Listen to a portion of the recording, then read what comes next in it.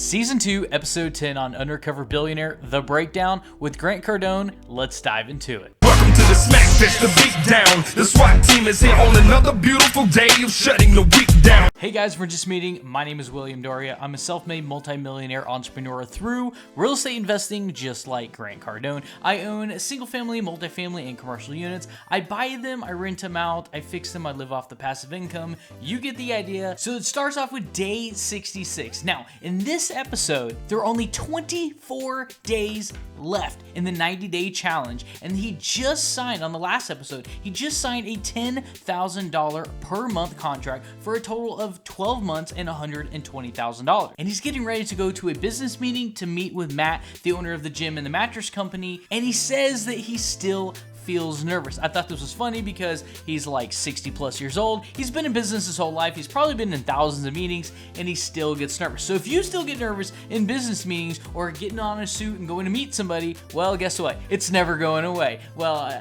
I guess maybe for some people, but it makes me feel a little better because I'm like, hey, am I nervous? Why am I nervous? Is it I don't know what I'm doing or what's going on? But being that Grant Cardone is still getting nervous and he is the host of the 10X conference, really makes you feel a lot better. At least it did for me when I was like, oh, okay, this is kind of normal. And then he says, a good negotiator is always looking for the other person's hidden agenda. And this is when you're like in a meeting with somebody, right? You're talking to somebody, they're talking with you, you're going back and forth. You might have a hidden agenda. I might have a hidden agenda as well. We're trying to pick each other's brain and figuring out where can we find a common ground in the meeting where we both can work together and we're both happy. Okay, so he meets with Matt and he's having this meeting, right? And I understand why he's nervous now after I watched the meeting because I know now what he was about to talk about. He was basically saying, hey Matt, pretend you're Matt. Hey Matt, would you like to fund this promo business completely? I'm not gonna put anything in, but would you like to put all your money and we'll try to do this and see if we can make money together? Except for I want 50% of the returns, but I'm not gonna put any money in, right? You might be saying, well, that's insanity. Who would do that, right?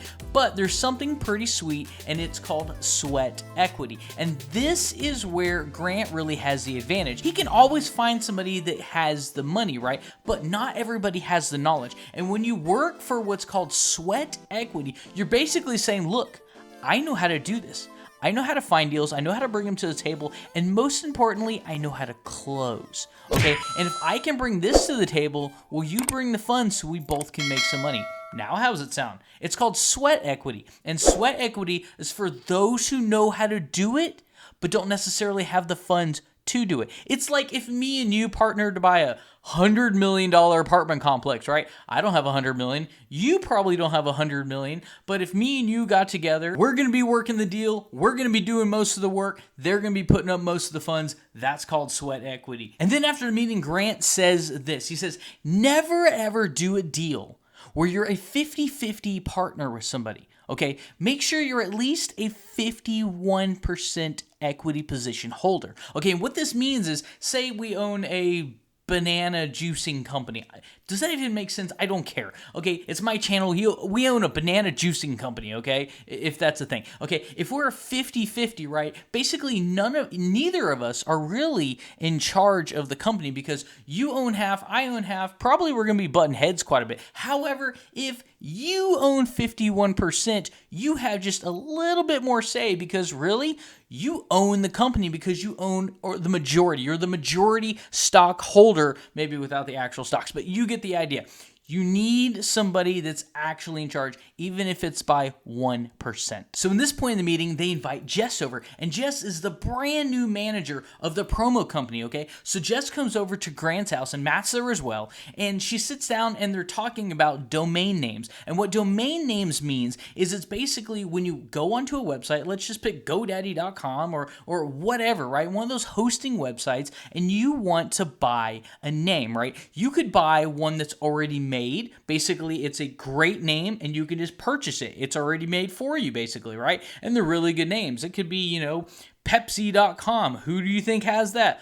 You know what I mean? Like, it's a really, really good name. And Well, the good names are expensive. He found one name in particular that was $3,500. You might think that's insane. I've seen them close to $1 million, okay? Like, they're crazy. And so he said, okay, we need to play with these names and we need to find a domain name that we can purchase for cheap, like, you know, because we have a budget, right? We haven't actually got the business off the ground. So he finds a domain name under something like Wake Up Pueblo, okay? And it cost him a whopping $12. What'd you think I was going to say?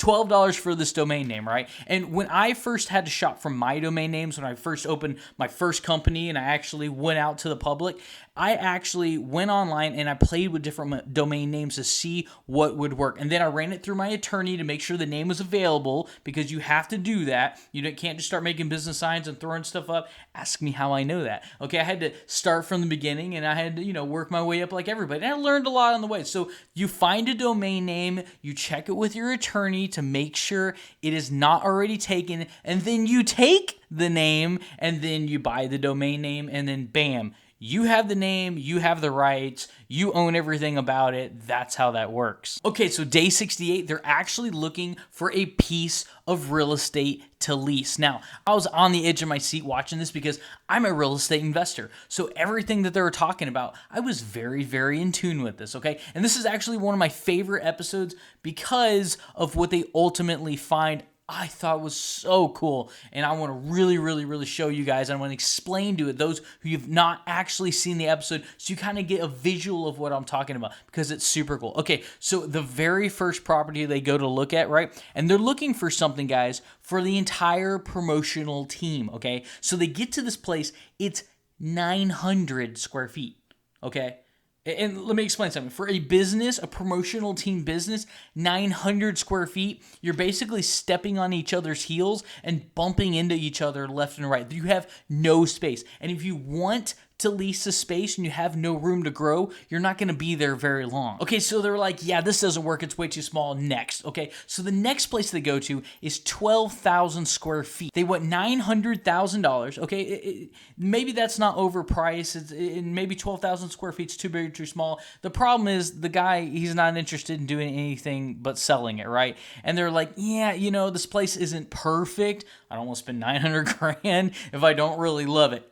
Don't really blame you. Okay, so the third place, oh my gosh, guys, this place was like an old factory building, right? I don't know how many stories it was, maybe like 6 stories high. I mean, it was ginormous. It was huge. It was 43,000 square feet.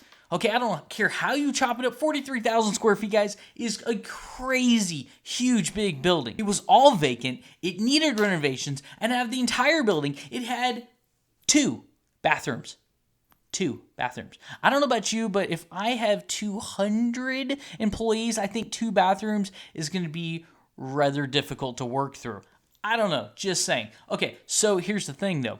Grant really liked the building, right? And there is some potential in this building. I could see it, right? The renovation costs on this thing would just be astronomical, guys. And here's the thing. When you lease a building, you can renovate the building under your own dollar. So having 43,000 square feet in this case is a huge disadvantage. Think about it. If it was 900 square feet, no problem. Whip out a credit card and make it happen. 43,000 square feet is a little bit different story, okay? So Matt honestly was like, Grant, I don't know what you're thinking with this building, but no, he shut Grant down. And honestly, Grant was a little bit upset with this because here's the thing. Grant had 3 options, okay? There wasn't like, here's like 12, we're going to look at 3 a day. There was 3 out there, period, like 3 options. 1, 2, 3 in Pueblo. What do you want to pick? Oh, you don't like any of them? Okay, that's what it was. Like when he was leaving, he was like, dude, I can't find a building to lease. My promo company's got 1 deal under its belt. Like we need some traction. And here's the thing, guys. It was on what they call most likely a triple net lease. And what this means is the tenant is responsible for probably water, trash, electricity, even the property taxes. Yeah, guys, the property taxes. The maintenance on the ACs, okay, like you kind of get where I'm getting at when I'm talking about like an industrial sized building at 43,000. Like Matt was like, this is so over the top of my head. And honestly, guys, I see where he's coming from because ultimately, remember, Grant is working for sweat equity. He's not putting $1 in. Matt is putting his own dollar in this. So you can't blame him to say, hey, we need I don't know how much this place was leased, but we need to lease this giant place. Oh, we need to do a bunch of renovations. Oh, we also need a match just like... So he's like, how about no, right? And Grant's like, okay, all right, this isn't working. We need to find something else. So this is what they do. Grant goes home. He clears his head. The next day, Grant gets a call about another space available, right? And guys, this space is freaking awesome. Like, seriously, guys, so cool. Check this out. It was built in 1869. It's the oldest existing building in Pueblo. I like it a lot. It's multiple stories. It has a basement as well. It's 12,000 square feet. And get this, guys, it has a working elevator. You might be saying, who cares? Working elevators are everywhere, right? But get this, it's a manual elevator. Yeah, no motor. You get in and you grab the rope, and then you do this. You pull. You're not tired yet? Good, because you're not there. Pull. It's a manual elevator. And I was like, dude, if that's not character, I don't know what is. He's walking around. He's seeing, the floors are he pulled up like some carpet, and he was like, okay, we got original hardwood floors here. And he's going here. And then he walks through this one door, and he's like, oh my gosh. And this right here, I knew was a turning point, because as soon as I saw it, I was like, done deal. It's a done deal. I don't even know how much this place is. Done deal. It has a theater in the building, guys. I don't mean like a movie theater, okay? I'm not talking about those old-timey theaters where they do like the people up on the stage and they have all the seats and stuff. And I'm like, holy cow, dude. They're doing a promo business. Now they're going to have a theater in their workspace. Like, oh my gosh, like you could not make this any better, right? For like the group of the promo company that they're going to have, this is so incredibly perfect. And you might be asking, okay, so what are they going to do with the other 12,000 square feet? They're going to use a bunch of offices, obviously. They're going to use a theater as well. But we're going to get to this, guys, because this is where it's all going to make sense here in a minute. But first they go down and they talk to the manager of the building, okay? And he's asking, hey, what does the owner want to do with this building? Does he want to sell it? Does he want to lease it? I mean, what are we doing? And the manager's like, hey, look, he'll sell or he'll lease. He kind of wants to see, what his options are, what's going to come to the table first. I mean, it is a vacant building costing him money, obviously. And he also says, now, this manager might have been very smart when he said this, but he goes, we also have interest from several other parties as well, right? And that's a tactic that they tell you almost every single time to put a fire under your butt so you get the paperwork signed, so you get the lease done. You don't think about it long because there's other people that are wanting this just as bad as you, whether anybody actually wants it or not. It's a really good tactic, by the way. A little bit of a white lie, but nevertheless, he told Grant, and Grant's like, oh man, we need to jump on this quick. And maybe it was, maybe it wasn't, but you don't want to call her bluff and then lose the property, because then you're really up a creek without a paddle. At this point in the conversation, Grant is actually hinting at purchasing this building. Okay, so day 70, Grant and Matt meet at this like little park with this like little stream like right in front of it. They're kind of like sitting on the edge, right? And they're talking, and the Grant's like, we need to buy that building, not lease that building, because this is a long-term play business. You know it, I know it. This is a long-term play. We want to buy this building, because here's the thing, guys. When you lease a building, when your lease is up, say you sign a 1-year lease, okay? Not that you would in business, but say you sign a 1-year lease. When your 1-year lease is up, that owner could tell you to leave. He doesn't have to renew your lease, and he could sell it to somebody else that's going to kick you out. So when you decide to go into business and you go all in, like obviously Grant's going to be going all in on this, and also Matt's going to be going all in on this as a long-term play,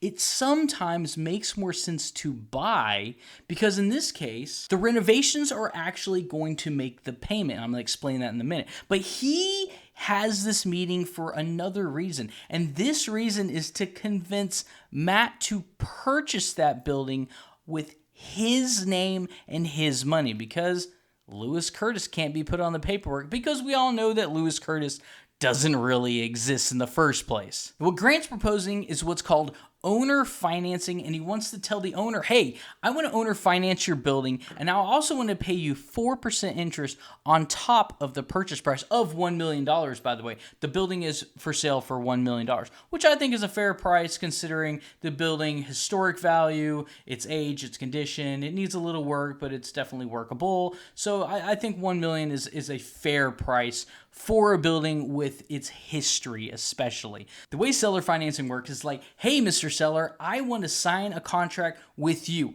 I'll pay you the $1 million over whatever period they agree on, because it's a seller finance. It's whatever you want. You sign on, it could be a 5-year, a 10-year, a 15, a 30-year. It could be a fixed rate. It could be a balloon rate. It could be whatever, right? Whatever we agree to is the rate. But I'm also going to pay you interest on top of giving you the $1 million to the building. I'm going to pay you 4% yearly interest on top of the loan as well. So ultimately, you'll be getting more money.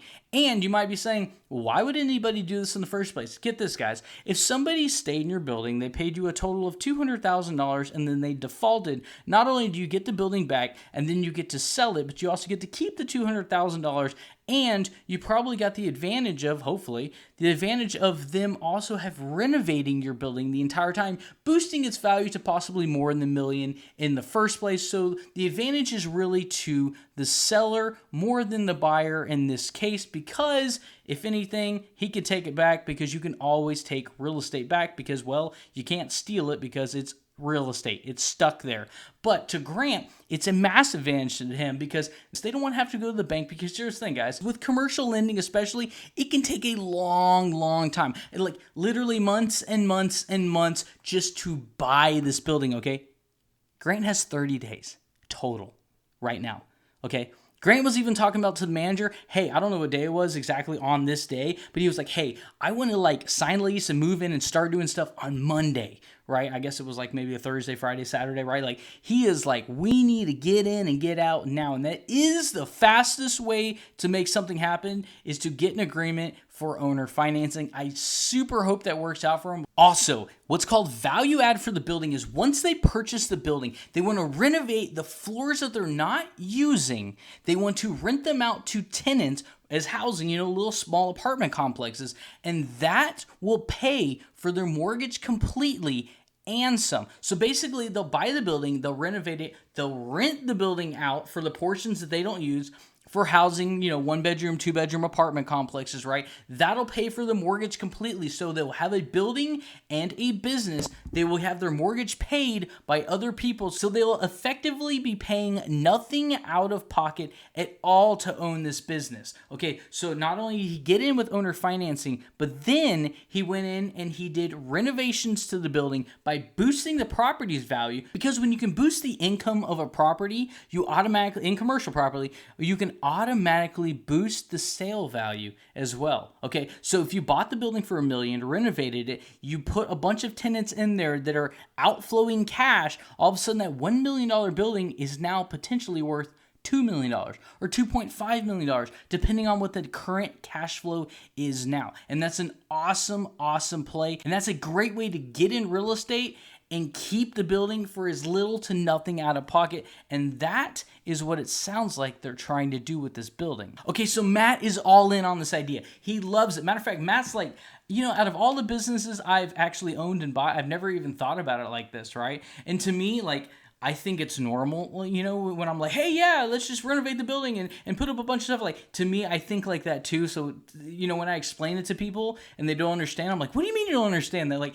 it's just a different mindset. It's kind of funny, but okay. So Grant is excited. Matt is excited. They both really want to do it. And Matt jumps into the pond, right? Like does like a front flip into the pond, right? And he gets out, he's so happy. They were, he finally figured something out. They're both on board. And then he grabs, Grant, and Grant's like, no, I got my mic on me, I got my mic on me, because they're filming from like across the other side. And then he pushes, Grant in with his mic on in there.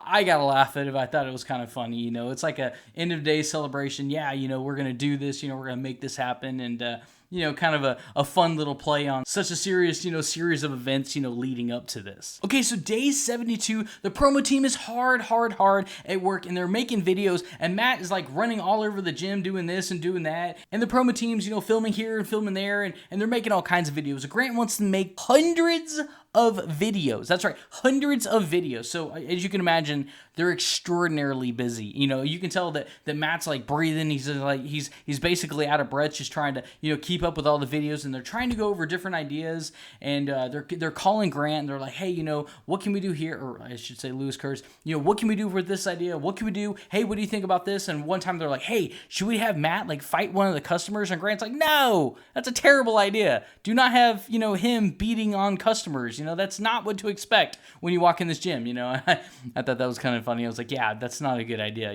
But it's kind of funny because they're just trying to come up with business and promo ideas for this business in the first place. And after the shoot, the promo company is still saying, or the young girls in the promo team are still saying they're not sure about Grant. They just don't trust him. There's just something about him. And meanwhile, back at the house, Grant is checking his emails. He has like 50 emails, okay? And it's kind of weird because as he's replying to these emails, some of them are for Grant Cardone. He's actually replying as Grant. And other ones are from Lewis Curtis, and he's replying as Lewis Curtis. And he's having to go back and forth, and he's really getting pulled different directions because between Snap Fitness, Snooze, the promo team, and the 10X growth conference, like he's trying to with his computer at the house, trying to coordinate all of this, but using different names for every different email. He's like, it's driving him crazy. And well, I can totally get that. I would be going the same way. I would be a little bit nutty. I'm sure you would too if you had two different names and you had to remember each email. I'm sure he messed up one of those somewhere by replying